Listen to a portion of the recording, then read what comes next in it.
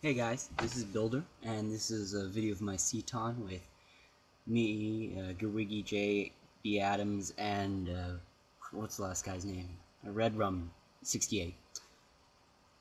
And the title was in alphabetical order, so I'm not giving away, who did well or anything, Wouldn't want to spoil anything for you guys.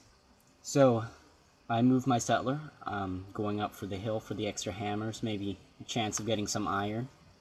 The game is on strategic balance, and I think that means that the resources are handled the way skirmish is, where everybody gets a 6 iron, 4 horses type deal.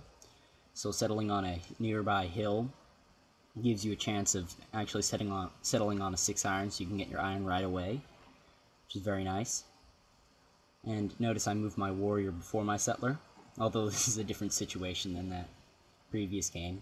I just wanted to make sure there wasn't anything really nice down below me to settle on, and there wasn't, so I just settled where I was. Now I'm gonna take animal husbandry because I think it's balanced, but then I changed my mind at the last minute, but I don't quite change fast enough. I decide that it's unlikely that I'll have the horses nearby, because if you look at the map, horses don't spawn on desert, and they're not in forest, and they don't spawn on the tile you originally start on. So the only open grasslands or plains around me are a couple of tiles away, so I doubted that I would be able to... my city wouldn't acquire them very quickly, and so I wouldn't get the benefit out of them, so I might as well go for iron as quickly as possible. Oh yeah, I'm turning up the volume. I turned down the volume for some other stuff, for just to keep it quieter. I wanted to turn the music back on. Because you have to turn it off if you want to use TeamSpeak for the team chat, and I'm not using that this game.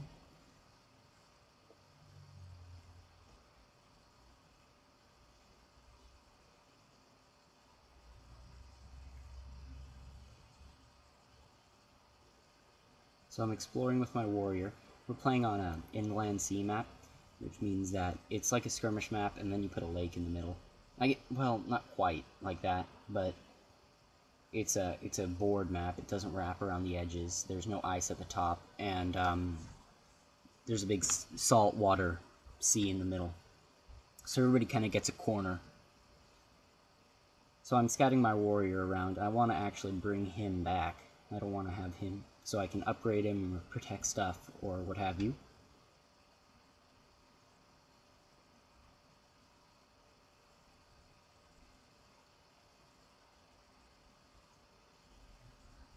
I'm building a couple of scouts, maybe a little bit more than I would otherwise, because there's just more stuff I want to see. There's more stuff you need to figure out in a CTON game versus a team game. With a team game, you kind of know where they are, you know where your opponents are, you have a flat line.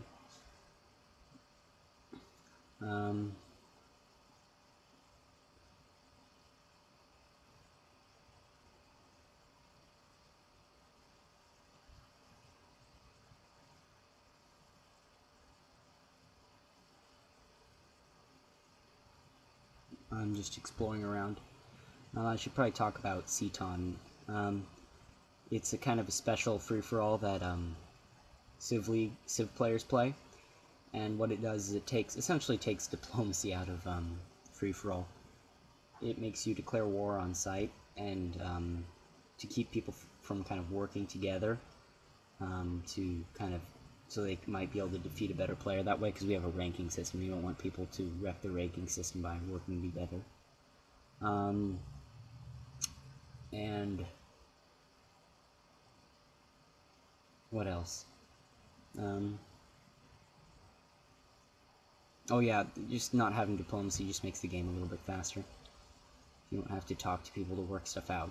You're not allowed to use the secret chat at all to other players. You can use that. You can use the chat where you only talk to one player, but you can't do that in this. You're not allowed to.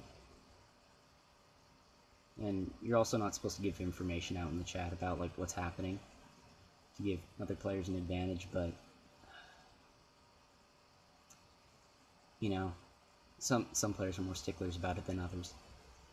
And yeah, of course you don't want to say, oh, I'm about to attack him. If anybody else wants to attack him, do it too. That would be kind of silly. So I guess I see where that's kind of bad idea, is that no talking in the chat comes from. Anyway, I took a free settler from Liberty, which is a collective rule. I'm looking for a nice place to settle. I haven't met anyone yet. There's probably somebody right outside the fog where I've seen right now. And so it's pretty risky to be sending my settler out like that. I must not have learned much from my last game, where I lost my settler, and as a result was crippled for the rest of the game.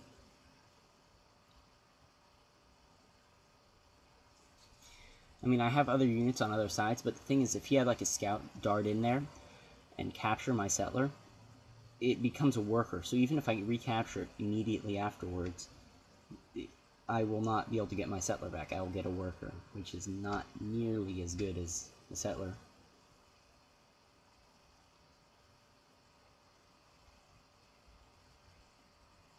So for my first city spot, I'm looking for hills next to hills, but there aren't very many of those, like towards someone. I'm trying to iron rush, so I want to build towards people.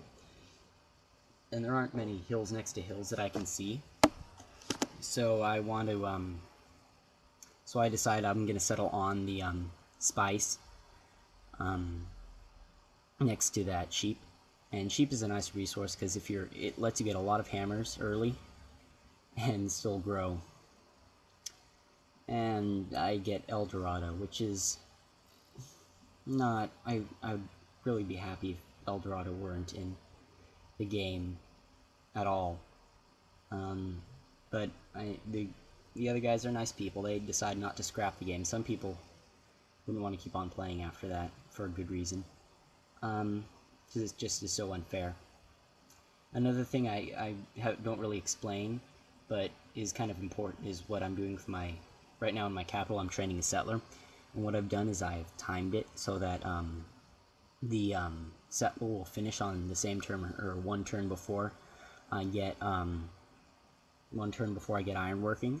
So if I don't have iron nearby my cap, which I believe I'm supposed to, since it's a strategic balance resource settings, I'll be able to settle on some iron. And I find Germany, and they will be my target, because now that I have the 500 gold that El Dorado gives you, will be able to upgrade massive numbers of units into swordsmen. And that was kind of a silly mistake there, moving my scout to where he could attack it. Or I think I might have not seen him before I moved, but should be a little bit more careful with my scout when I'm moving around. You know, I want to bring my scout back to stay protected, or protect my settler, but he's probably not going to get there in time, so I'm sending another warrior back.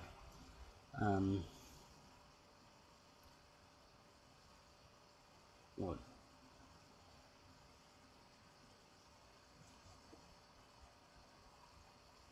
And now if I was just starting to move my my warrior down towards the German, and I figured out that by the way his culture tiles have expanded, he won't be able to attack me with this city. But then I realized, you know, he probably doesn't have very many units defending, because his army stats aren't that big, so I can probably be able to get away with moving a warrior and maybe being able to take his worker.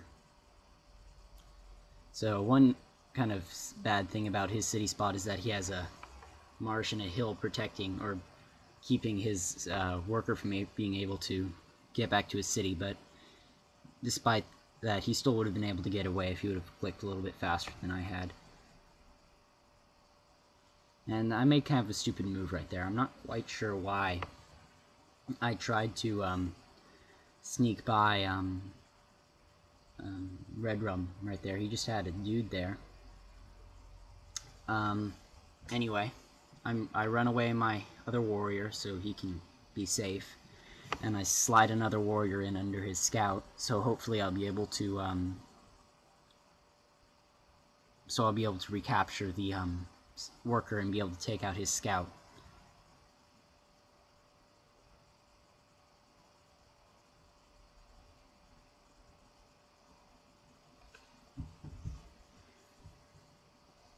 So anyway, my warrior's a little bit ahead.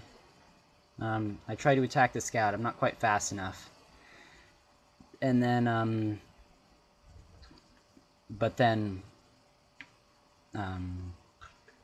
his worker runs away. I attack his scout. He survives. Not very good. Pretty bad. And so now my warrior's looking, no, like he's not doing too well. The scout can't kill him because he only has 1 hit point left, but the other guy's warrior can. So I'm able to sneak away from the warrior pretty quickly, and the bombardment from the city only does 1 damage, which is very nice, because if it would have done 2, obviously, my warrior would have been gone. So now if you look at the blue bar at the bottom left, you can see that it's full, so you know I'm going to get a promotion next turn. I'll be able to use it on a heal instantly, and I'll be able to be safe.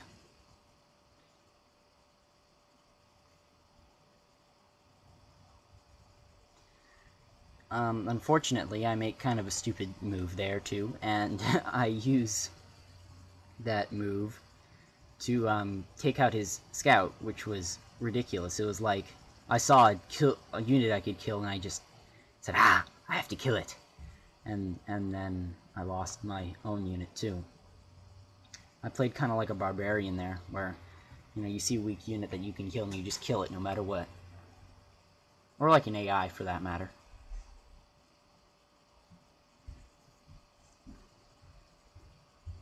But regardless, I still have my Iron Rush coming.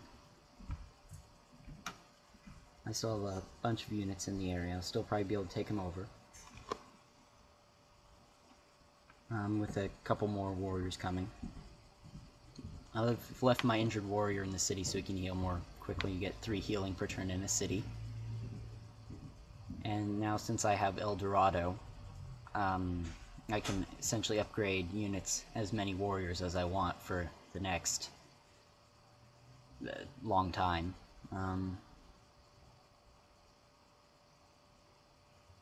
I've built up my iron now, so I can upgrade units. I want to wait for my warrior to finish healing in the city before I end up upgrading him, because there's no point in upgrading him right now if I'm just gonna keep him there healing for a little bit more. And also I'm just waiting to attack it all at once. I can see his cultural borders, but he can't see me because cultural borders only see 1 tile away unless it's on a hill. The hill extends the vision by a couple of points. So I'm sitting back where he can't see me, and then I move forward in unison so that he can't just pick my units off 1 by 1, so they're stronger together.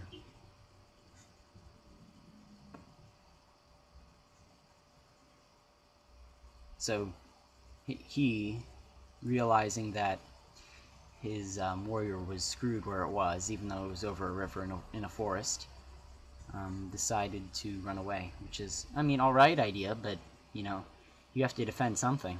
You can't, if you sit in your city, you're not really defending anything, and you're just going to let me take it.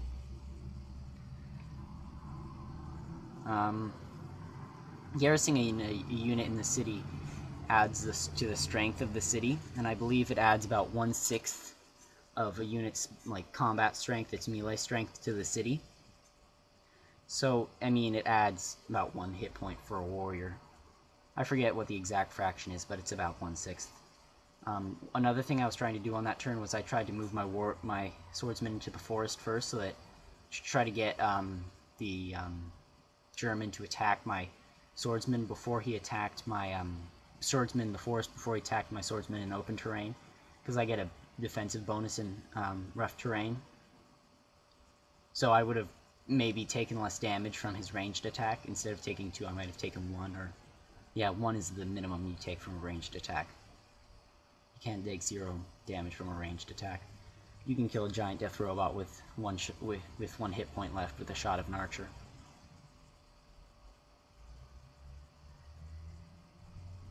And so now I'm just surrounding the city. with as many units as possible, so that I will be able to take it as quickly as possible while losing as little damage and letting the city heal as little as possible. And that's another problem with having a warrior garrison, is that you can't buy anything. Although buying is a rather inefficient way to do anything, and I don't know, it's just not a very good way to spend your gold. Unless, I mean, of course, if you need it, do it, but it's so expensive to buy even a warrior. It costs 140 gold. Buying an archer could be nice if you really need it, but it's not going to make a big difference against swordsmen. They'll do 1 or 2 damage even in open terrain, and that's just kind of a scratch. So I mean, it might help you kill off a unit, but it's not going to stop anything. You're much better spending that 140 gold on 3 on three upgrades from, what are they called? Warriors into swordsmen. I'd much rather spend my 140 gold that way, rather than wasting it all on one archer or just one little warrior.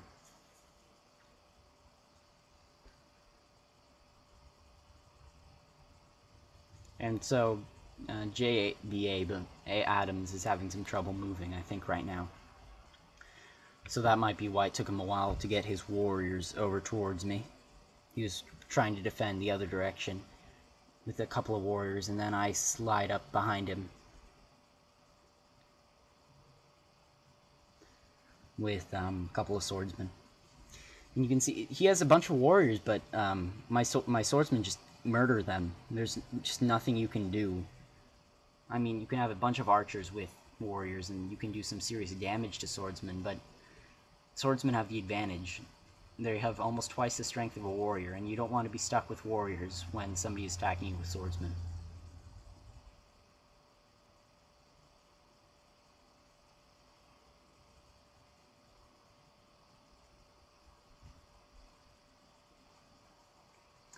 And now JBAdams is whining about how he can't use the numpad for moving units. And I personally haven't played Civ5 very much, or Civ4 very much, so I've played Civ5 a decent amount. So I haven't played many games where the numpad does anything. I guess it would probably be a pretty nice thing to have, just to be able to tap out instead of clicking. But anyway.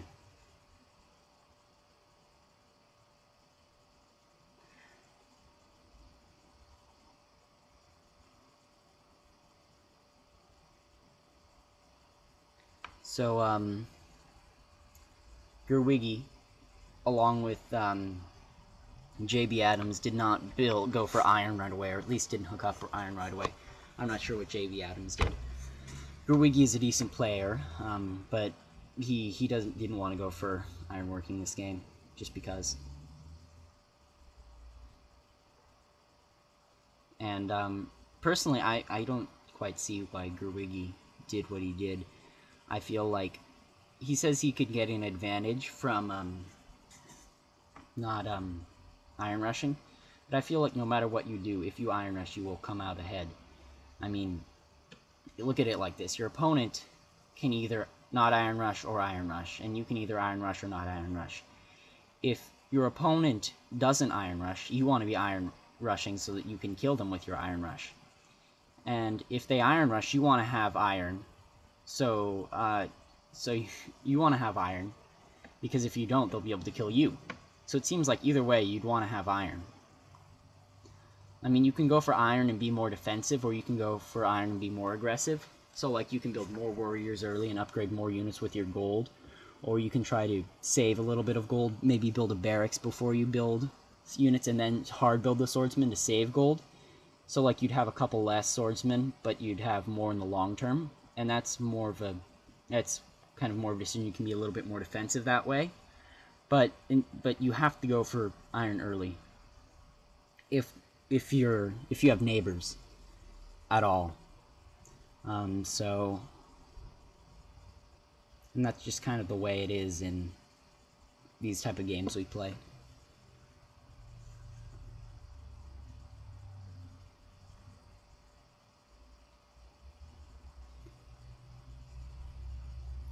I mean, I've heard about people going for like horsemen first before they go for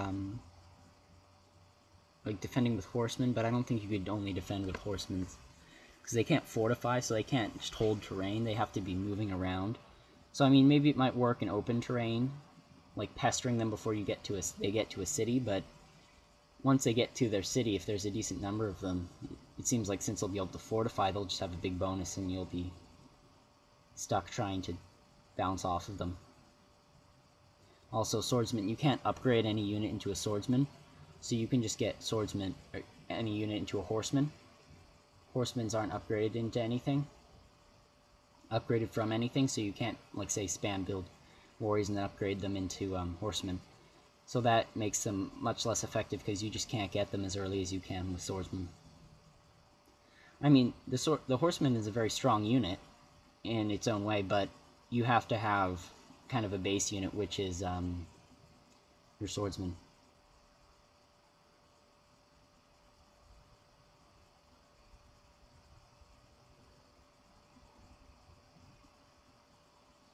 So I'm just fortifying all my units before he bombards, so I'll take less damage, so I can sort out how I want to attack.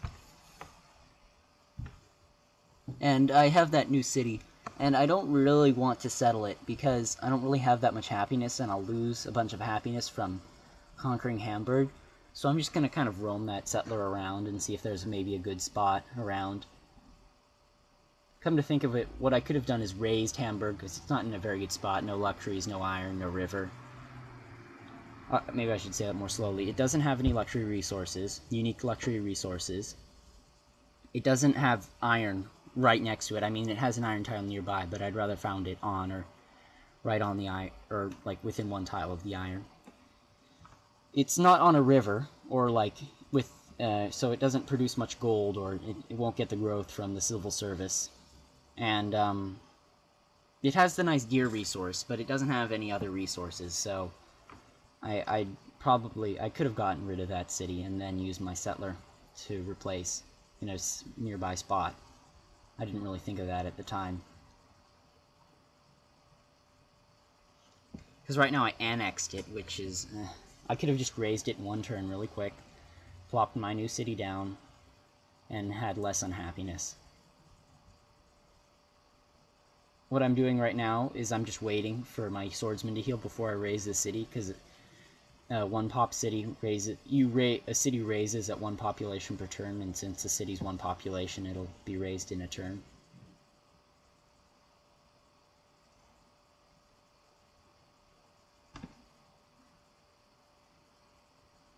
Meanwhile, I'm trying to lure Red Rum's swordsman out with my scout to try to sneak attack it with some swordsmen. But unfortunately, with hills, you can see 2 tiles ahead, and you can only move 1 tile at a time, so he'll be able to see me before I'll be able to sneak up and get him. I was thinking about hiding behind those, although when you're on hills, you can't see by forests on hills, so I was thinking about hiding behind those. See if I can lure him out.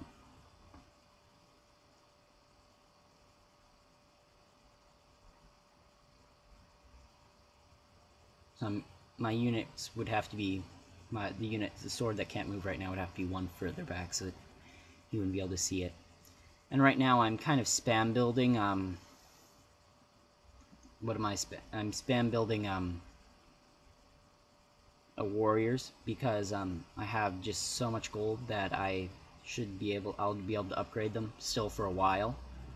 I have 329, which is what, 6 times 5, or 50 times 6 ish, so about 6 more upgrades. And so I just got hit by Persia. They just got a golden age because they ran through a forest and attacked me, and also because their golden age gives them +1 movement points. So his swordsman was able to move through a forest, which cost 2 movement points, and then move again and attack me. So I sit down and fortify. I'm in rough terrain, and if I look at the unit, I'm not sure if it has any defensive bonuses. So, I mean, it doesn't have like a drill promotion.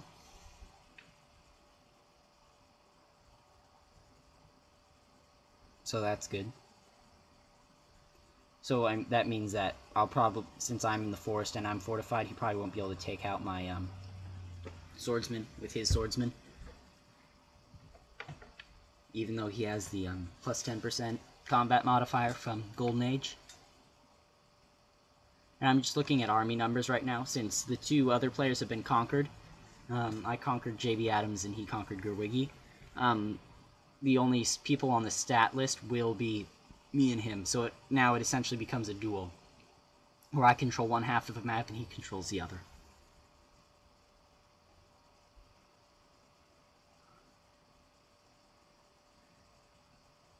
And now I'm just trying to set up, I'm trying to trap his swordsman that he attacked me with in that forest with my zone of controls. So I'll be able to get a big flanking bonus, like 30% or so, with 3 other units next to his unit, and then I'll be able to kill his unit off more easily.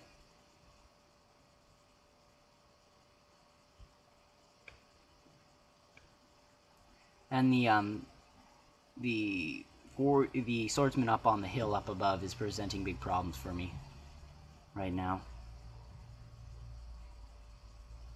So now, right now, I'm considering attacking JBAdams' unit.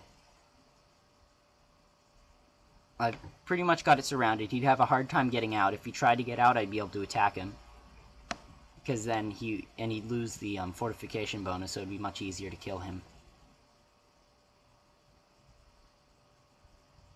And now I'm looking. I attack him, and I'm able to finish him off all in one turn. And that's the nice thing about the flanking bonus, is that it allows you to kind of get fortified units off of a tile, while also allowing you to attack that unit with multiple units of your own. And so right now I'm trying to find a northern passage, if you will, above those mountains, to try to sneak up to his city.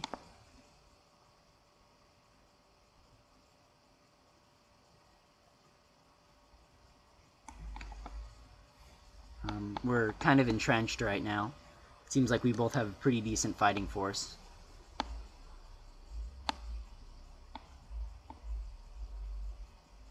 He has a couple of swordsmen and I have a couple of swordsmen. I might have some more, but I'd have to go on the offensive to take him. So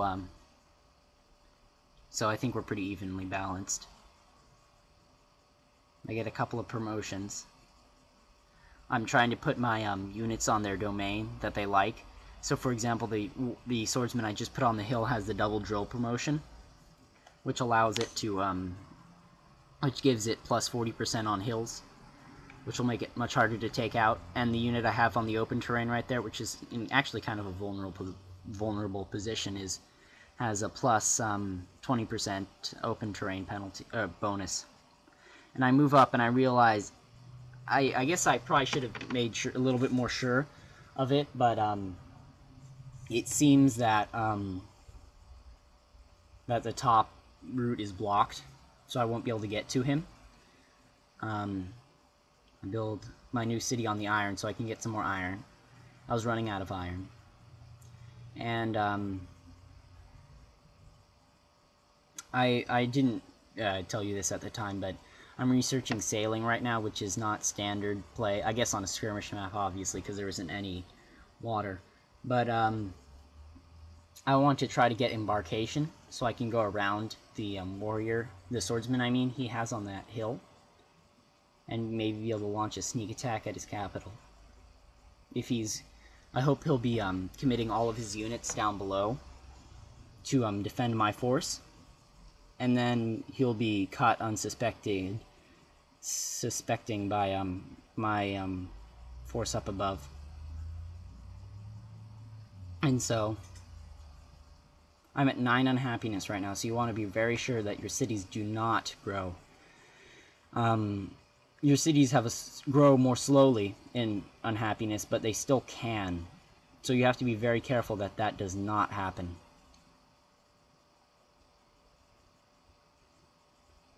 Now right now I'm running a little bit out of gold. Heliopolis is close to growing, so I should probably stop that. I should be able to do that by there's a tick mark you can check in the city screen that is avoid growth. Right now I'm just fortifying all my units. I'm thinking I'm going to slide that unit up into that somewhat vulnerable position, but it's in rough terrain, so we'll have a hard time taking it out. And I'm just moving all my units around to kind of get a line.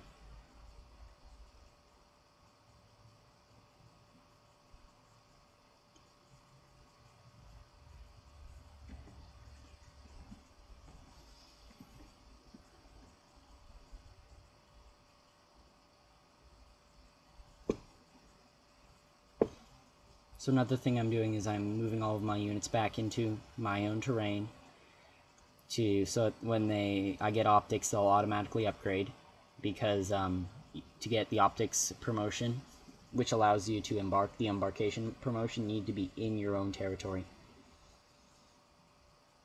So like you can't be all the way on the other side of the world, get our embarkation, then ride a boat all the way back home.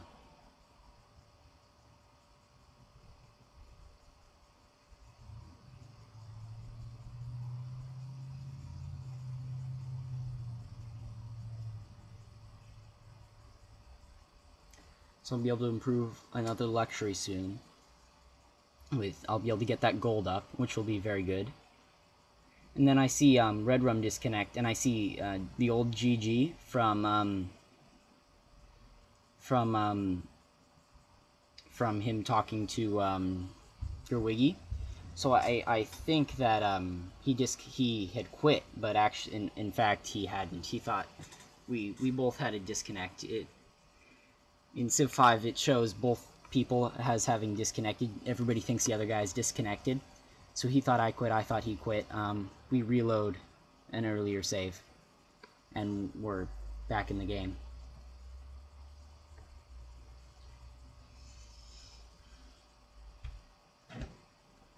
So I'll be replaying the last couple of moves I did.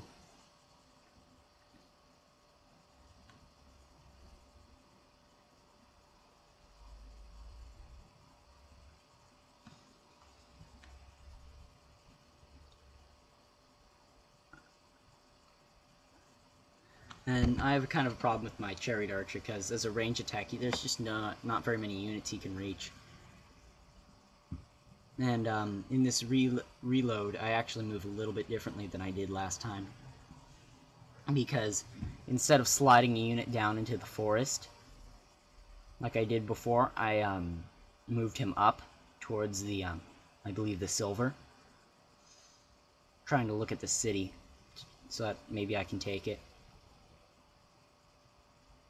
Now, what I might have been able to do was, well, actually, that swordsman that is there on the bottom has a double rough terrain bonus.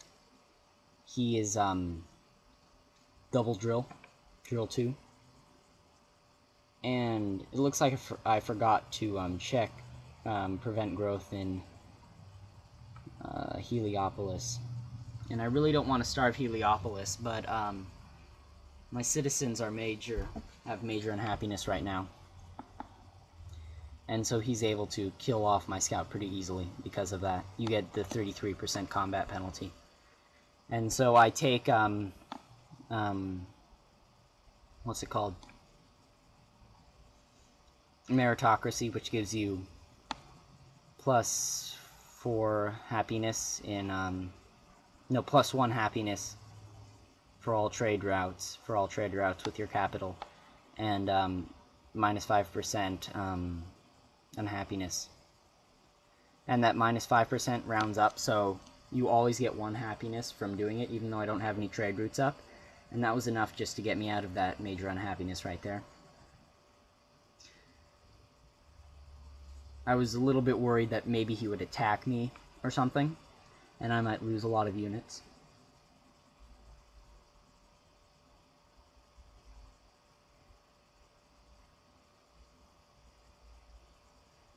And so right now I'm trying to get to optics, and unfortunately I'm running out of gold. So my research is being slowed down,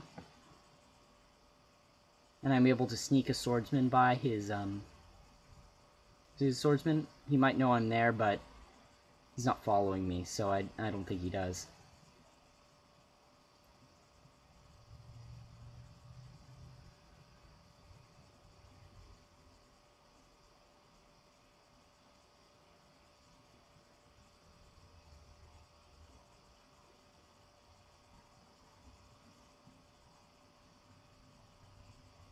And I was just checking the diplomacy window to see how much iron he had, to see how many units he had.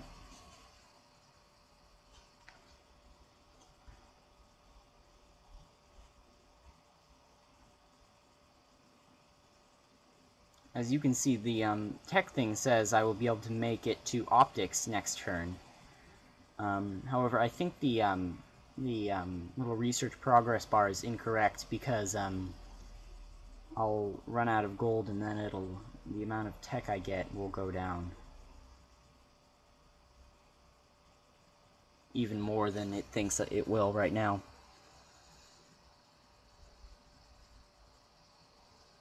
Because when you run negative gold in Civ5, your tech goes down, and in multiplayer there's kind of a bug, because normally when your gold per turn goes down, you lose units. Like in single player, if you go below 5 gold per turn, you start losing units. But in oh, I guess the tech thing was right. I did complete optics.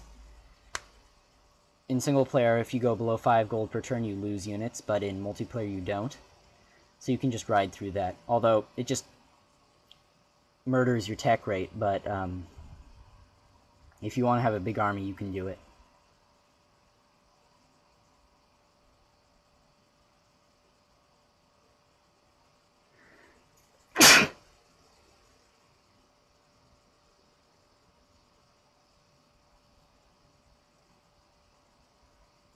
So right now I'm gonna try to sneak the war chariot by that swordsman.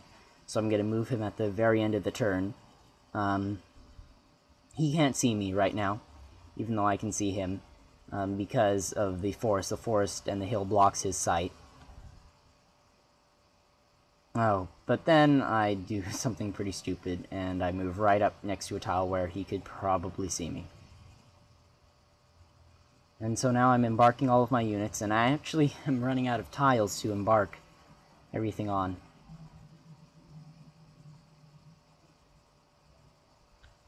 And unfortunately, also, when my war chariot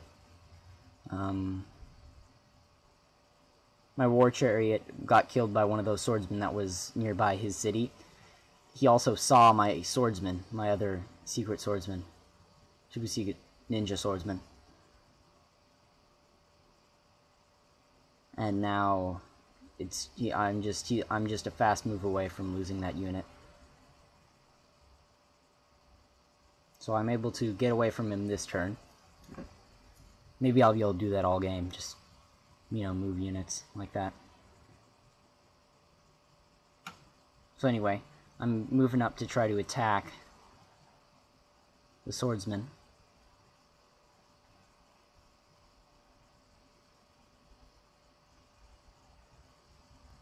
And I'm going to try to use a horseman so I can hit and run off of him. And then attack him with the swordsman, maybe.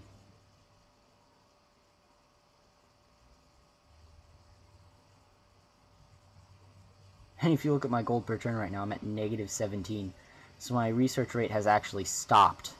I am getting... My negative gold per turn is more than the amount of research I'm getting, which in the long term is a very bad thing to be doing. And as you can see this turn, he was able to get my swordsman. I'm trying to mount an offensive rather unsuccessfully. What I'm trying to do is I'm trying to pull his units away from my attack, my water attack. So he has to deal with that. He can't just pull units off.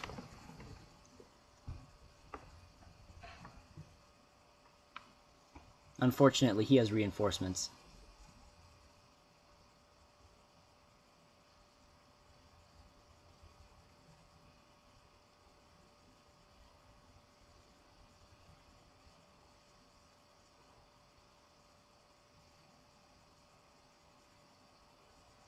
And Red Rum is also having connection problems. Not quite sure what that is from. It was probably a bad idea to move my swordsman from the forest to the open terrain. I should have just stayed in the open terrain and tried to play it and try to stay a little bit more defensive. But right now, he thinks he has an offensive advantage in that area, and he does. And so I should be luring his units away from what he should be defending, which is his capital, and I will be able to take him out. I'm doing a pretty good job of imitating being beaten pretty badly. And I built a trireme because, you know, what the heck, I'm doing this whole naval thing, I might as well build a boat. It's kind of funny because you rarely build triremes in other games. Even like a Pangea map or a Continents map.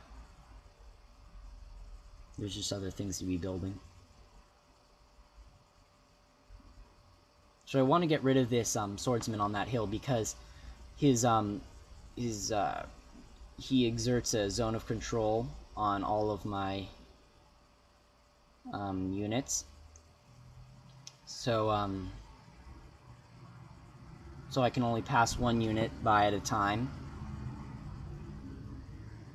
Meanwhile, my kind of scout swordsman lands.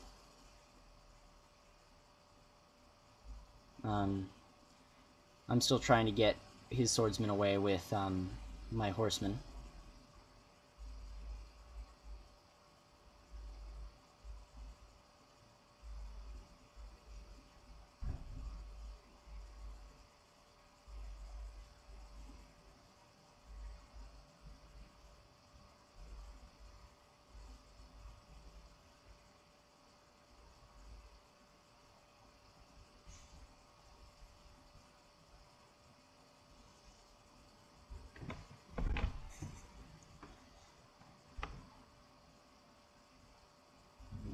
And so I need to attack him quickly because, as you saw, his unit became unfortified, which means that he was about to get a promotion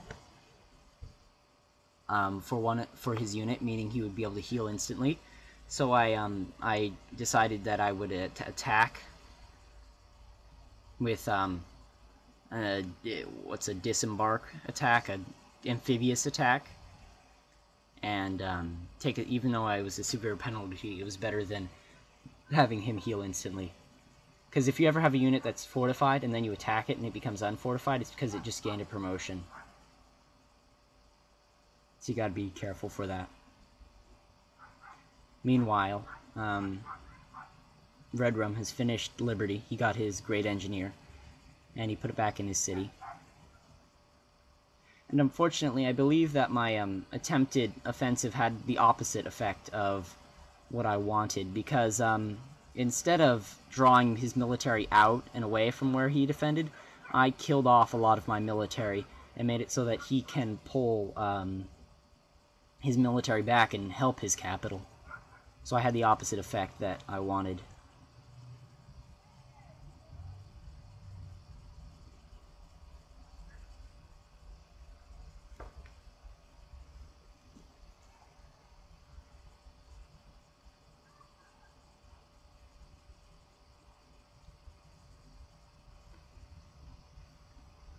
So anyway, I have a big force of units still, even though he's able to pull units back. He has a catapult and in his capital, which means it'll be, and it has a wall, so it'll be pretty tough to take. It's at 16 defense, which is really high for swordsmen to take without any help. And so I built a trireme the first time, and it actually what happened was it got destroyed by the negative gold per turn. So I learned something new this game, is that although your land units aren't affected by you running out of gold, your naval units are, which seems like a bug to me. And I guess it's kind of a bug that more a bug that the land units don't disband than that the naval units do disband. I just think it's strange, I should say, that it affects the whole disembarking thing affects units, or the whole disbanding units, I mean, not embarking units. It affects different types of units differently.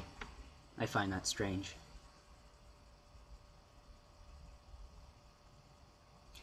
And the thing is, throughout all this game, I have been focusing a lot on building military as opposed to building economy. So my score has been significantly lower than Red Rum's, even though I've gotten the what's it called? El Dorado, even though I have Egypt's ability, which gives me an extra 2 happiness, which can give me an extra 2 happiness per city. Despite all of that, I still have a lower score than him. And so, again, I've just been building lots of military to use up all that gold from the El Dorado. Although, it seems that at least part of my trick has worked, in that I will be able to take Susa without much difficulty, and the offensive I put against all those swordsmen has cleared out that area and allowed me to sneak 2 horsemen down below and around Red Rum's city. And so I will be able to pillage some iron, hopefully, and get some very nice strategic resource penalty for his catapults and his swordsmen.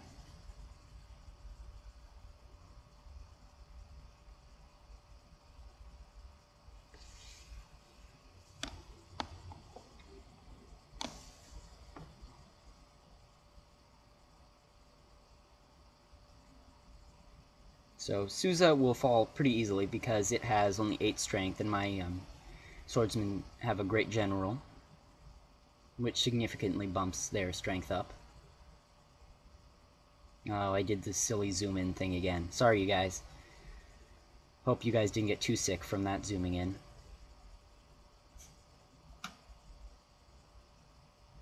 I mean, I'm working on it. I'm trying not to zoom in. I think I did a pretty good job of this game so far of not zooming in crazily and making you guys sick.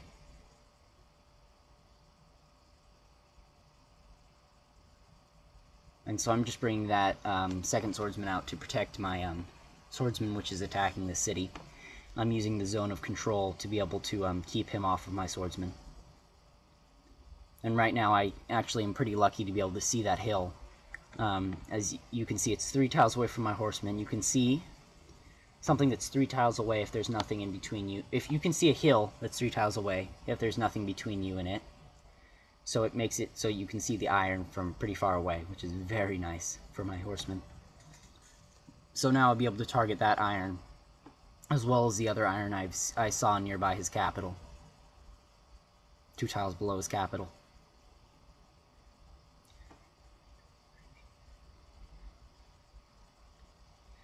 And I will finally be able to research philosophy, which will be able to get me my unique building, which I really like. I really like the burial tomb.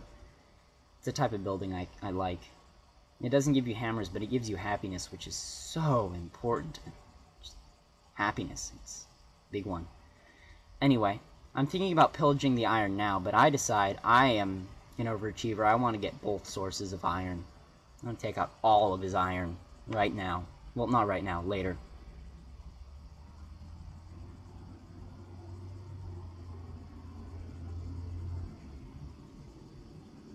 And anyway, my happiness took another hit. Actually, no, it didn't take a hit when I conquered that city, because that city has marble. Meaning, it's settled on marble, so you'll get that strategic resource, or not strategic, luxury resource from just taking the city. Very nice.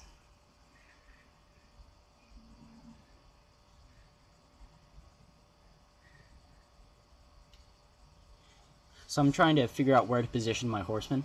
I want them to be in a spot where they'll be able to attack the iron. They'll be able to move on to the iron, and then be able to pillage it as quickly as possible. Ideally, I'd be able to move on to the iron and pillage it on the same turn.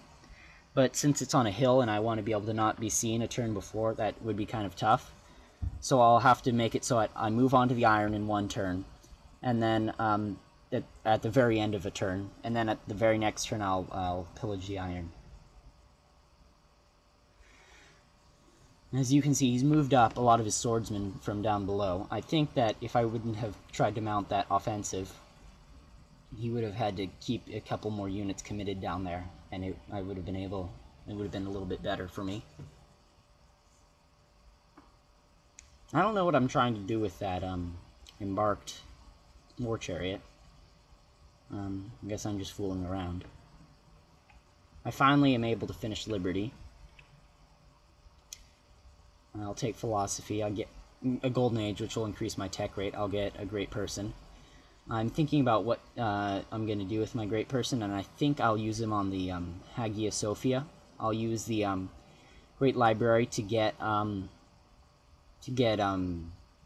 theology, and then which will unlock the Hagia Sophia, and then I'll use the great engineer to get that. And so it's kind of like a chain combo of great person using. You'll use the great engineer to get the Hagia Sophia, and then you can use the Hagia Sophia to get a great engineer. And so you can use up a bunch of wonders that way, which your opponent can't get because you can get them so quickly. I guess they could get it if they use their Liberty Great Person. He could, but he probably isn't. And I actually come across something interesting. When you're embarked, you can't see a hill that's 2 tiles away. Normally, the way sight works is that, again, you can see a hill one beyond what your normal sight is, but I guess not when you're embarked. So, I'm just... The embarked war chariot is just kind of fooling around. It's just traveling the coast. I guess it's a little bit of a scout for his cities.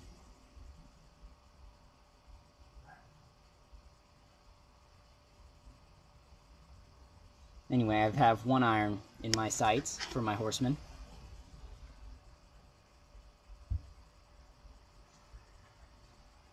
Sorry we weren't able to get more in the chat. I was just so intense in this game that I just didn't have the time to focus on trash-talking somebody. So what I'm doing is I'm moving my units forward, so I'll be able to attack them in 1 turn once I get their iron. Because once he realizes his iron is gone, he'll probably pull some units back. And so I want to be right next to him, so I'll be able to smash him some before he's able to pull his units back.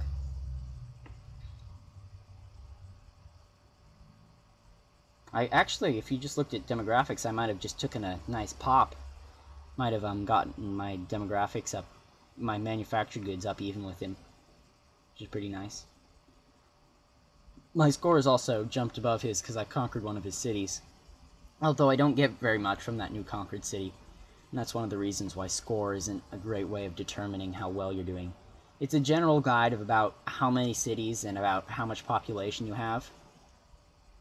But beyond that, it doesn't really give you that much. So like if you have a bunch of little cities, if you have a bunch of conquered cities that aren't giving you very much besides a little bit of gold, because you can't choose what you're building in them, your score might be high, but you're not getting much from that score. So anyway, I believe my unit will be in position next turn to pillage their iron. I think if I looked at their strategic resources, they actually had enough gold that if I had just pillaged that 1/6 iron tile, I would have been good. But, I don't know, I want to go for the whole enchilada and get both.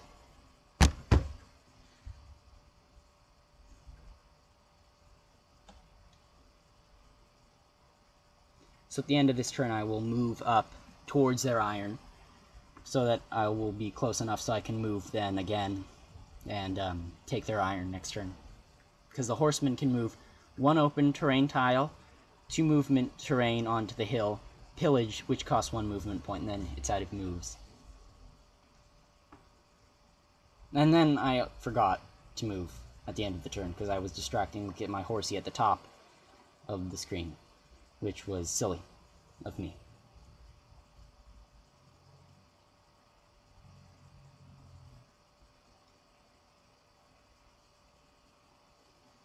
So I'll be able to do it next turn, hopefully. Oh, maybe just kidding, I'll do it this turn.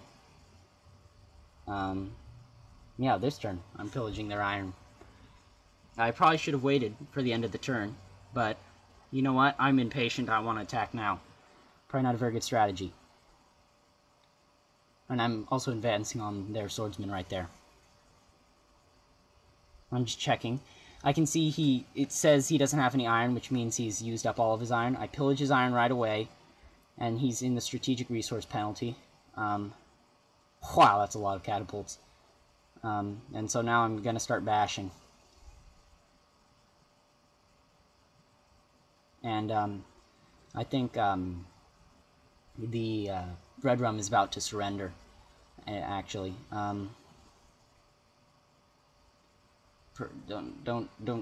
Don't tell him, but I think he was still pretty strong in this game.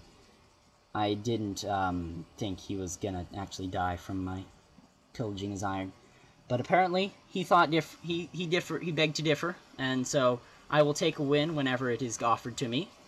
I honestly believe that he still had an upper hand in that game. But hey, you know, he called it GG, so I took it.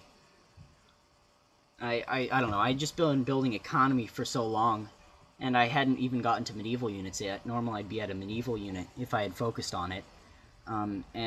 Or I'd have, like, the education wonders. Anyway, thanks for watching, you guys. Protect your iron, and don't quit before it's done, because you might be able to come back.